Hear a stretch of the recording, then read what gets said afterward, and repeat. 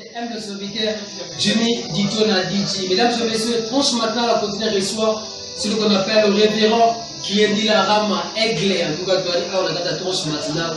Le sujet du jour d'aujourd'hui, c'est la sagesse. C'est l'une des choses les plus très importantes dans la vie. Donc, on va monter une sagesse. La sagesse est très importante dans la vie fidèle des spectateurs. Pour décortiquer à la tranche matinale avec le révérend pasteur qui est dit la rama, il a bien dit aigle. Là, ça va utiliser la prédication, il va dire que ma casse. Je vais faire un passe ma casse parce que face à le gaz, ma vie, la casse à YouTube. Merci beaucoup passer à honorer l'émission de la tranche matinale. Malgré tout, ma caméra est naïe pour répondre aux de la tranche matinale. Passez bonjour. Bonjour, Jimmy Ditona.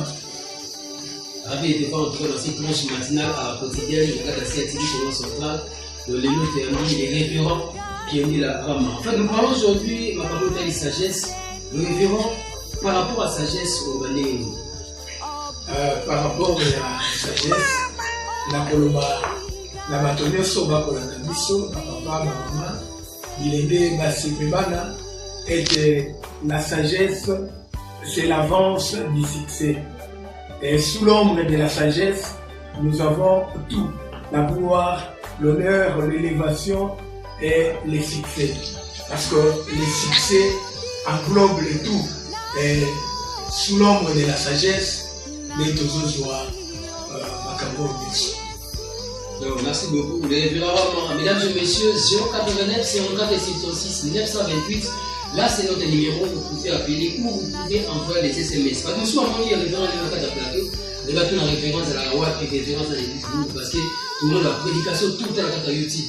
Malgré la taille comme on a eu, mais comme souvent, on a des choses pour bailler parce que les référents ou décortiquer les référents à Mazanani. Merci beaucoup, Jimmy Ditona. Ngai nazali mosali na Nzambe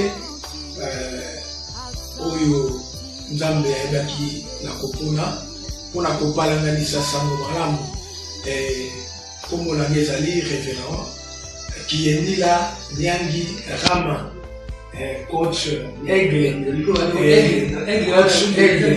parce que naza na mosala ya kokokisa etinda na mokonzi Yesu Masia. Donc naza na solidarité oyo ezali ressources des aigles missionnaires en action. Toza ko mobiliser ba aigle missionnaire nyonso mpona kokokisa etinda na mokonzi Yesu Masia. Biso mosala na biso ezali mission oyo Yesu Masia alobaki epai na baekoli na ye ete bokende na mokili mobimba boyeisa bato na bikolo nyonso bayekoli na nga bobanda na Jérusalem, na Samarie, na Judée, jusqu'aux extrémités de la terre. Donc biso tobengami mpona kopalanganisa sango malamu bato bayeba ete mobiko ezali bobele na kombo moko ezali na kombo na mokonzi Yesu Masia. Merci beaucoup, mesdames et messieurs. Le sujet du jour, nous parlons sur la sagesse fidèle de téléspectateurs. Alors, on est pour découvrir ma telle sagesse, la vie, la mission, pour nous faire la sage. Le révérend, toujours la sagesse, c'est pas dans la vie. Bible est à biso. Moi, la sagesse, j'ai pour demeure les discernements. Voilà au dans Proverbe chapitre 8, dans la verset 12. On dit, moi, la sagesse, j'ai pour demeure les discernements. Et je possède la science de la réflexion. Alors, sagesse et fandaka, nakati, il y a discernement. Moto oyo azali na sagesse. Aza moto oyo amemaka makamungulu te. Avasala likambu to a répondre mutu. Azokana no liboso tango ya discernement. Pe parmi sagesse c'est la science, il y a réflexion. Mutu oyo aza na sagesse alobaka ndengona te. Avant loba, il faut avoir temps de réflexion. Avant pour réfléchir, na kozongisa ya ndenge nini, na koloba ndenge nini. Ata batuni e question, bato ya mwania bazalaka otuni e question, okomona lobi na yo na ko répondre le loté, na ko répondre après des jours. Parce que koko na ngai abandeki kosala yango. Otuni e koko, likambo boye eza ndenge nini na lobi te, na ko répondre moko la poso. Et tango wana azozwa temps a réfléchi na question oyo ba poser ye akoluka pe bato o bazali na bonia oyo ayebi ke naza na bonia tuli bango soki mwana tuli o boye na ko répondre ndenge soki batuli o motuna ko répondre ndenge azwi ba makambo nyonso ba réponse oyo nyonso asangisi nde moto na bonia apesaka réponse oyo ezali consistante apesa réponse à likolo te nde wana moto na bonia azwi temps ya réflexion azwi temps ya kolandela kodiscerne malamu na likambo na nsima nde akoki kopesa eya ngulu. Mesdames et messieurs, merci beaucoup. Nous continuons toujours avec le révérend qui a dit la rame, moi je l'appelle coach Aigle, donc on a la tâche matinale à nous décortiquer au Italie la sagesse. Mesdames et messieurs, le révérend, Moto Azoka sagesse, bon, Moto Azoka sagesse c'est où t'as pas une ensemble. Dans la Bible, tango David a kufi mokitani na ye mwana oyo ye azwaki bokonzi eza Salomo. Tango Salomo azwi bokonzi na Israel akei kolukelongi na Nzambe. Salomo ake kobondela epai na Nzambe akosenga Nzambe asengi Nzambe apesa ye makasi soki nini te mbongo te mais Salomo ake kosenga Nzambe apesa ye bwania sagesse luenga na kikongo et Salomon asengi sagesse et pas na Nzambe Bible lobi na biso Nzambe apesi Salomon sagesse mais likolo na sagesse apesi ye bomengo apesi ye succès apesi ye nyonso likolo na sagesse. Donc la sagesse c'est la chose principale et sous l'ombre de la sagesse nous avons la gloire, les succès, l'élévation, parce que tant que Salomon a quelque chose de la sagesse, c'est pas une Nzambe, na sima la sagesse, Nzambe a essayé nyonso oyo azalaki nango na kosenga. Mais Salomon a été diriger Israël avec beaucoup de succès à cause de la sagesse oyo asengaki et pas une Nzambe. Merci beaucoup, mesdames et messieurs. Comprenez que sur le révérend Rama, nous parlons sur la sagesse. C'est très important dans la vie, il faut tenir baba pour la sage. Donc les gens ne vont décortiquer du cerveau avec le référent Rama. Les référents, on a besoin de tout dans le campo. Différence entre les sagesses à Moki, la sagesse à Nzambe. Les années, parce que nous sommes avec nous, on a la sage, on a Moki. Si vous en tant que promoteur dans Nzambe, qu'est-ce que la différence entre les sagesses à Moki et la sagesse à Nzambe? Bon, donc pendant nous débattons. Bisonio Sotoyebi et Zalaba Mikel à l'école du dimanche. Donc nous savons que la crainte de l'éternel, c'est le commencement de la sagesse. La crainte de l'éternel. Kobanga Nzambe, Yangonde et Bandelina Mayele. Mais ce qui totali bisiko tozali na Proverbe 8. La Proverbe 8, la crainte de l'éternel, c'est la haine du mal. La haine du mal. L'arrogance et l'orgueil, la voix du mal. Et la bouche perverse. Voilà ce que j'ai. Donc, voilà Nzambe Akoloba. Nzambe Nabiso. Notre Père et notre Dieu. Les dieux de la Bible. Les dieux de la moisson. Les dieux de la mission. Alors, oui, la crainte de l'éternel, c'est la haine du mal. Donc, Mutuoyo Akobanga Nzambe, et ça dit Moto Aini Mabe. Donc, pour dire que la crainte de l'éternel, c'est le commencement de la sagesse. Donc, Muto a la sagesse et pas une Nzambe, c'est celui qui est le mal. Muto Aina Mabe, O Mabe et Zalaka Kele, Zei, O Mabe Pembe Ninae, Akuko Lunamote, Moto Oyo Asalaka Mabete. Donc, Moto azali na bwania et pas une Nzambe akotambolisa mayenge bene komama mais alingaka mabete. C'est différent na sagesse ya mokili. Parce que sagesse ya mokili ezali moto oyo peut-être akoli akomi na soki ya pembe, moto oyo peut-être ayebi koloba kinzondi biso to ba Kongo ba bakabingana mwana Kongo mobingana. Donc moto oyebi ba adage moto wana ndaza na sagesse mais pas na Nzambe ezandenge wana te. Et pas na Nzambe ezali moto oyo akotambola na kobanga Nzambe pe moto oyo aini mabe o mabe epai na ye eza mosika oyo asalaka mabe te. Nde wana aza sage akokozala mwana moke akokozala mokolo akokozala mwasi akoki kozala mobali mais ye wana les sages. Merci beaucoup le révérend. Nous avons un SMS. Bonjour, c'est maman Nathalie depuis le coin du Jésus 566. Si j'ai un message très profond dans cette émission, nous sommes dans ou à la plateau et salut monsieur bien ma place. Merci beaucoup. Salut, c'est maman Florence depuis quelque part, je suis 565. Merci beaucoup. Bonjour Jimmy, c'est Sylvie depuis 40 ans, je suis 565.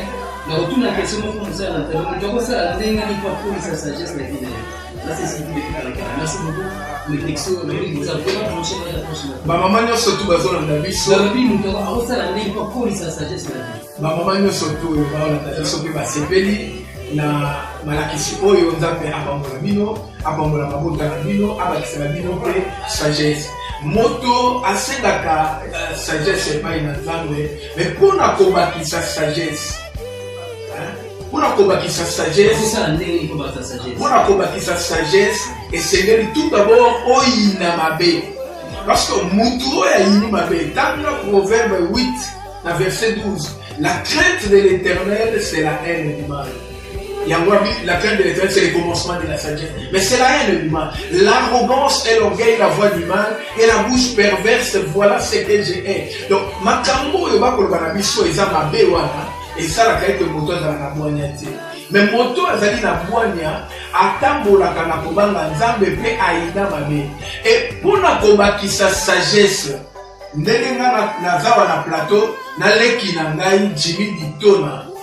Leki nanga Jimmy Ditona akoyokanga akotambola nanga ndenga kotambola nanga ndenga koyokanga azozwa bwanya na nzambe sagesse bazwaka yango pe epai na bato bayi na bwanya yango wana soki olingi okoma sage tambolaka na basage zalaka na basage zalaka esika moko na bato na bwanya yo mpo okoma na bwanya yokaka mingi maloba na bwanya oyo ezobima na minoko na bato na bwanya yo mpo kokoma na bwanya mama elenge mwasi oyo otuli motuna nakoyebisa yo luka bamama baza na bwanya fanda pembeni na bango kozala pembeni na bakamarade no kaka bagénération na yo tozwa sagesse te sagesse bazwaka yango epai na basage ofanda esika basage oyoka basage efongola litoi oyokaka mingi olobaka moke parce que le silence est l'arme le plus redoutable du sage.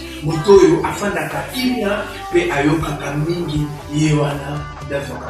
Merci beaucoup. Donc, beaucoup de réactions fidèles téléspectateurs. Bonjour, c'est maman Sylvie depuis Mikono, je suis 565. La CP la sagesse, la milieu la sagesse, vous des côtés très bien, merci beaucoup. Ce monsieur Olivier, depuis signé par là, c'est depuis 565, tout chaque fois en fait une par de l'avant. Merci. C'est déjà bon, ça très bien ma casse. Donc, le message me contrat à commis pour monter.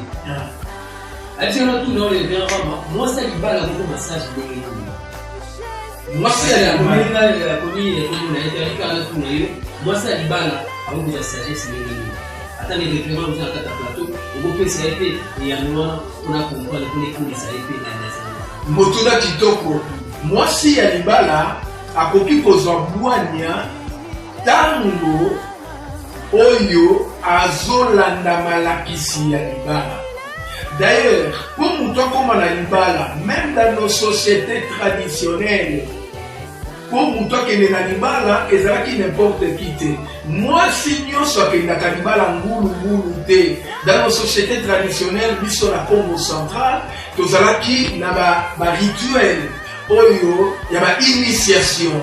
Bakomema bana basi bakena bango na zamba, bamemi bango bakoti bango kikumbi.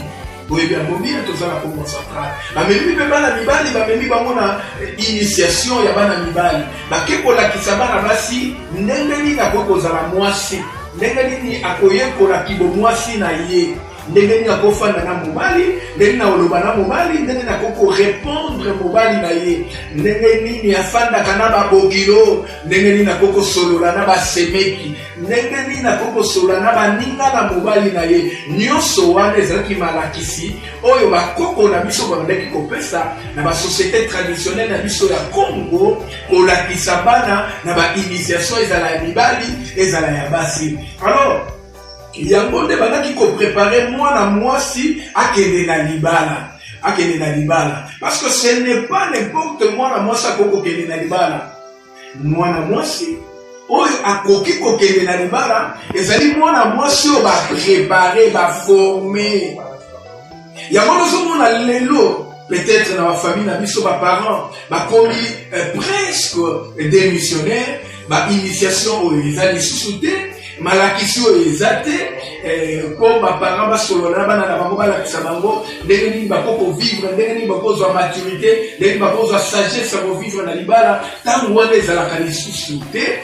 Mais église eza ko récupérer yango lomonaka avant bato babala soki bakobala na nzelo elongo bani bakokende ti na église eza na baenseignement oyo topesaka baenseignement biso topesaka wana basali na nzambe ezokoprépare mwasi ayeba ndenge nini akofanda na libala ndenge nini bakofanda na mobali ndenge nini bakobanda kobika na ndako na bango ndenge nini babanda kosolola ndenge nini ambiance ya libala ezalaka bakote ya mwasi bakote ya pe mobali yango nde pesaka sagesse ndeko mwasi peut-être ozwaki okomi kofanda na ndako ya libala po ebele lelo tomona makambo ebele baskandale parce que bazokende ofanda na mobali me ayekoli te nzokande makambo ya libala bayekolaka yango bazwi enseignement te ake kofanda kaka kibudi yango ozomona lelo badivorce comme ebele mwasi moko akabwani na 5 mibali